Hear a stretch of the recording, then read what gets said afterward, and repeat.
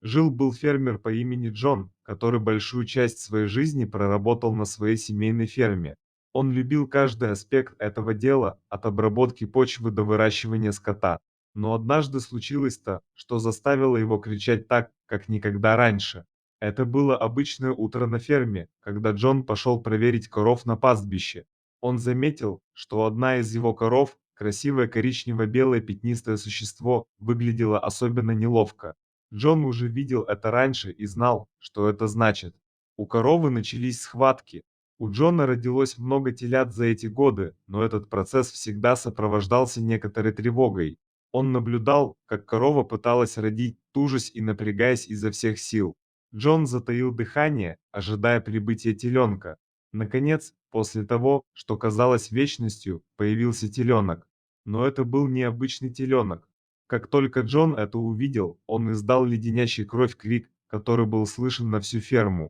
Теленок не был похож ни на одного другого, которого он когда-либо видел. Вместо хвоста у него был длинный тонкий придаток, похожий на щупальце. И его глаза, они были не похожи ни на что, что Джон когда-либо видел раньше. Они светились ярким, почти небесно-голубым светом и, казалось, заглядывали глубоко в его душу. Красивый черно-белый окрас теленка с цифрой, похожую на 7, пугал.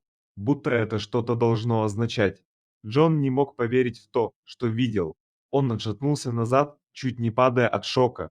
Тем временем корову, казалось, не волновали необычные странности теленка, только что вышедшие из ее тела. Она ласково лизнула его, как будто это был совершенно нормальный теленок. Мысли Джона метались, когда он пытался осмыслить то, что видел. Ему было интересно, спит ли он или сошел с ума. Он протер глаза, надеясь, что, когда он снова их откроет, теленка уже не будет, и все вернется на круги своя. Но нет, теленок все еще был там, глядя на него своими навязчивыми голубыми глазами. Сердце Джона колотилось, а мысли метались. Он даже не мог подобрать слово, не говоря уже о том, чтобы думать о том, что делать дальше. Только когда его жена вышла на пастбище, чтобы посмотреть, из-за чего весь этот переполох, Джон смог выйти из оцепенения. Он указал на теленка, запинаясь, объясняя, что он видел. Его жена, всегда практичная, взглянула на теленка и расхохоталась. «Джон», — сказала она, — «ты видел много телят, родившихся на этой ферме, и все они были совершенно нормальными. Заботиться о нем так же, как и о любом другом животном на этой ферме».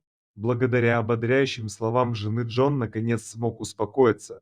Он понял, что, несмотря на странный вид, теленок был здоров и полон жизни.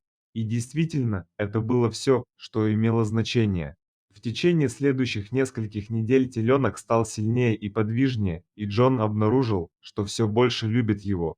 Он даже дал ему имя Блю из-за его завораживающих глаз. Хотя он все еще не мог поверить, что такое странное существо родилось на его ферме, он знал, что должен позаботиться о нем. Когда Блю подросла, Джон заметил, что это необычный теленок.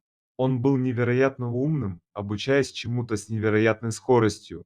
Казалось, оно понимало все, что ему говорил Джон, и часто реагировало по-своему.